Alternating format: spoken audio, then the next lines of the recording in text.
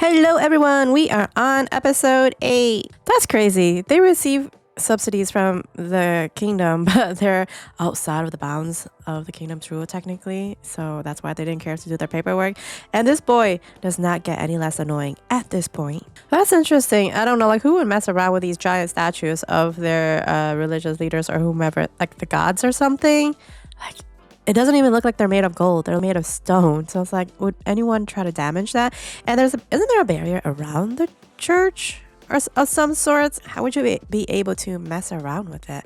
I don't understand that. Oh my god, she became a nun on the outskirts of the kingdom. Is that a happy ending? I mean, technically they're on duty 24/7 or for 100 years if they live that long. I don't know how long do the people in this kingdom live? They have magic and all, so it's like they can sanitize and everything, right? I mean, they're even, I would say, above us. I mean, in terms of magic, but it's probably, I don't know, but in terms of like science, probably not far below us. I don't know, or are they? Seems a bit like medieval-ish, but then with the magic. But that's, I don't know, that to me is not that to me is not a happy ending. Like, well, I don't know, it could be for some people, but I'm sure ultimately that maiden, right, was summoned, kidnapped from another world as well, and brought in here as a maiden. Because based on the first episode or the story so far, that's my understanding, all the maidens so far are summoned from another world. So she never got to return home and lived her life out as a nun. Yeah. And on the outskirts of town. So I can't tell if she was lonely, but she seems like a wonderful person, just like building this beautiful flower garden. Oh, this guy is nice. Like the priest. Oh my god. Sigvold. Is that his name? Anyways, he is actually giving Seichi some credit because originally everyone's like, oh, this guy's a tag along. But the priest is actually thanking Seichi because actually, like coming to here, Seichi has made more of an impact on this kingdom than the Holy Maiden. Because even without, well, you can't really purify the miasma tree without the Holy Maiden, but he would have been able to contain it, right? So he definitely has contributed a lot to this kingdom. And outside of Arash, right? I mean, the king and the prime minister has also shared their what other words? Oh my god, I'm running out of words, you guys. Words. Credit. I guess given, say, credit for all that he's done to this kingdom too. And so has this priest. So that's nice. Like someone in this temple or church. Why did I say temple? Okay. Well, I guess growing up, my family's more like Buddhist, so that's why I said temple. This church, someone in this church is actually giving him credit. That's a good point. Like, what is Sei doing here on his day off? He knew they were going to slack, especially our puppy Norbert. So he came here to check on them. I wish Norbert was more motivated, motivated. Oh my god, our puppy is a tattletale. He's like, am I allowed to tell Commander Indolark about this? Oh my, this boy, he's trying to get some brownie points with Indolark. Or no, he is concerned for Sei's condition because he doesn't want Sei to overwork. But at the same time, because Sei's here, now he has to work harder. I understand. Okay, that sandwich actually looks good, and I kind of like, I rolled out of bed. I did my chores for the day. Sandwich would be so nice right now for lunch. Oh, that's interesting what our puppy just shared, that the church feels closer to the people than the kingdom does. So then I understand how the church has so much power over sway over the population, right? Oh, that's interesting. Huh. But like, why? So the people that work in the church are either people that have graduated from or reached 12 from the alms house, and then it's either nobles with strong magical power, which is what our priest is. But why would a noble want to work with the church? But then again, a lot of nobles are donating to the church, so they have sway over the population or this kingdom. So that's potentially political power. So if you're a noble and you have a say in what kind of, I don't know, edicts, I don't know policies the church would push out to their believers, the population, right? So that you have more control over this kingdom. So I see the political tension between the church and the royal family potentially. Okay, I guess I understand. They were just kind of talking about Celio, or just in general, the views of the people in this church, how there's a bit of a disdain for those from the royal. But I guess I also don't understand why there is a disparity. Is it just control over the population, viewpoints, and everything? Because the kingdom does provide subsidies for the church. So, is there a reason for this opposition? And also, at the same time, a lot of the people in this church seems to be those from like the poor slums or of the population, kids that were abandoned, right, as orphans. So there is a inferiority complex apparently that Celio has towards nobles or those from the capital. I guess because Sei is that a civil servant, he's kind of seen equivalent to a noble-ish. So I can understand that. So it's the inferiority complex, potentially a product of the upbringing that the church has, or it's just like something he grew up with because he knows like his background, he was an orphan and all that. But because the church is so closed off, there's not a lot of opportunity for these people, these kids that grow up in the orphanage, here, to really interact and learn about the world, and all they know is like the biased perception or what's being taught. Oh my god, this priest is so into the religion or the scriptures or whatever it is, because he's like, your inability to adapt to this world must be a trial given to you by God. Boy, chillax. He's like, everything God does has meaning. No, it was just Sei trying to protect this girl that was being kidnapped into another world. There is meaning to that, but not from your God. I don't know. Or could it be true? So far, I feel like we are too deep into the story for any God to like pop up and play a role, right, in this. I just don't think that would fit the development of the story at this point in time. And it doesn't make sense either, because so far it doesn't seem like there are monsters in this world, but there's no demon lord that I know of. There's no mention of that so far. So I just don't think there is a purpose for Sei to be planning a war against a demon lord or anything. So I just don't understand I just don't see, besides the miasma so far, that was the major hurdle that they have to pass, which they did. So what's going to be like a major trial that Sei will have to overcome other than these smaller snippets of political enhancements or improvements, right, to this kingdom? What do you guys think? Oh, it's nice to see Ikto. He's so cute, burritoed up. Oh, okay. So he's like, Ikto's science department is low on resources.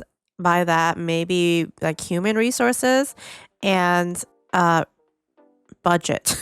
That's like, boy, that's a struggle. It's a new department, right? To create that magic circle to cast and for Sei and Yua to return home. So I'm wondering, because there are children in the church that have magical power, they could use them as a resource when they graduate. So that would be more of a connection between the church and the capital, the empire. Yeah, I don't know. I think that would be a win-win for everyone.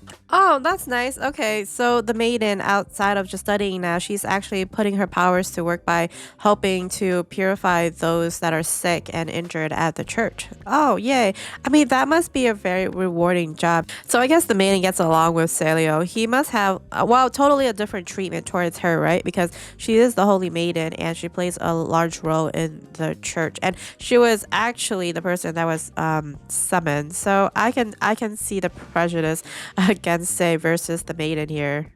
I wonder if previous holy maidens even had the option to consider, for wanting to return home. They probably just accepted their fate of forever being stuck. Like this whole time, like, why is Sei working on his day off? I knew Arash would find out about this. Like, it's just a matter of time. Like, our boy, is trying to work, but everyone is just blocking his way, blocking him. Ay, ay, ay. Oh, no one other than myself needs to call him Seiichiro. Interesting. Isn't that a bit monopolizing him a bit too much? Even his name. Yep, even his lieutenant figured that out. I mean, it's not easy to figure out. They moved in together, and now he's like, you can't call him by his first name, only I can. Boy. Oh, that's an interesting concept. So potentially, if you go to this church, some nobles cut off ties with their family.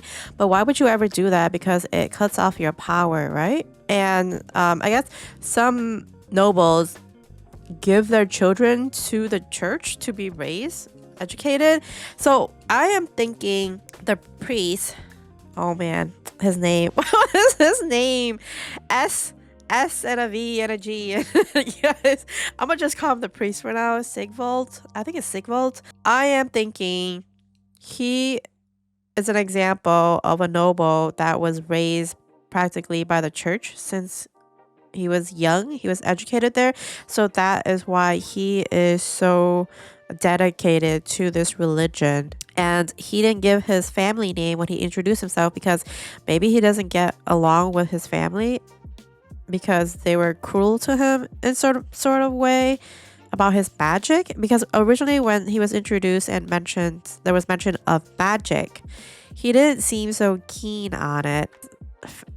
I don't know what his family situation is, so I am curious to learn. Oh, I mean, that's interesting. So I guess the butler is the one that practically raised Arash in this sense, and he went and asked Sei if he wants to welcome Arash home. So I think at this point, the butler knows how much Arash treasures, or the relationship between them, how much Arash sees Sei as his partner. So that's why he went and asked Sei to greet him at the door, because it would have a lot of meaning to Arash. Just a small interaction between them. You know, Arash is happy about being welcomed home by Sei. And I'll look at both of them blushing. Sei just needs to accept that they are in a relationship, because even just casually looking at the documents, look at the way they're sitting, embracing each other, and he doesn't mind at all because he's just so used to it. Because at this point, Arash is not healing him in any way, so there is no need for them, right? Wait a minute. Is there? There is no need for them to sit so close together just reviewing documents. Unless right now, Arash is familiarizing Sei with his magiculars. I can't remember if it's just through touch alone or like having to constantly cast it. Oh, that's an interesting. Okay. So that makes more sense now. So they just had a conversation where the third order are people with mental and magical control, because magic, if you have too much magic, it can go out of control. So that's why those nobles or whatever are left under the care of the church. So that's why I'm thinking Sigvald, or the priest, his magic most likely got out of control, and then he was sent to the church by his family. That makes sense why he isn't a fan of magic, because he was kind of ripped away from his family because of his magic. Okay. wait, let me go back a frame, because I meant to stop on the frame, but I did not make it. Wait, what's up? You guys see this? You guys see this position? How can they not be in a relationship? I mean, I know, you guys know. Why is Sei considering Arash to be a troublesome opponent? A troublesome opponent in love, my boy? I feel like, yes, Sei does definitely have feelings, but he also understands the potential repercussions due to the cultural norm or the relationship that is accepted in this world. Has it been like firmly confirmed that same-sex relationships are frowned upon in this relationship, or even forbidden? I don't know if that has been confirmed. I feel like forbidden. I don't know if it's forbidden versus just frowned upon, because then they can overcome that. And for Arash to be in such a high position, I think he's also worried for him in that sense, because of his nobility and position as captain of the 3rd Army or Guard. So I understand Sei's worry, but I think they can definitely overcome it for sure. I mean, that's the whole point of this story. Let's be honest, you guys. I'm not watching this show for the politics and all. It's enjoyable. It's interesting, but it's more of a subplot for me right now. I'm mostly watching it because I just need the ship to sail. I'm glad Say is accepting that. Just stating now that he hasn't even been able to accept his own feelings. Everyone sees him as this efficient guy that can solve everything, but internally, you know, Say has his own issues that he hasn't worked out. So he does like have that awareness. So, oh, thank goodness. I mean, it's also what draws me to this character because he does have that self-awareness. And externally too with the whole situation. All right, I feel like that was a decent episode. We learned a lot more about the function of the church and how they interact with the royal palace or the kingdom. What do you call those? I guess I'm just gonna call it the palace, the political structure in that sense. And then, but I think for me, for this episode, the most important thing is that other people are coming to realize based on Arash's action around Say what Arash feels for Say, and then Say towards the end of this episode accepting that he needs to work his feelings out, right? So I think, well, what episode? This is episode 8, and we probably have like 4 more episodes. As far as I know, this is a 12 episode anime for him to work out his feelings. Or I don't know if there's going to be most likely it's going to be more material, right? So I think this series, the light novel, is completed. So I don't know how much they crammed into this anime. So we shall see if Arash will get a confession or an acceptance from Say, if his feelings will be reciprocated verbally by the end of this season. What do you guys think? I haven't read the source material, so let me know. I'll see you in the next episode.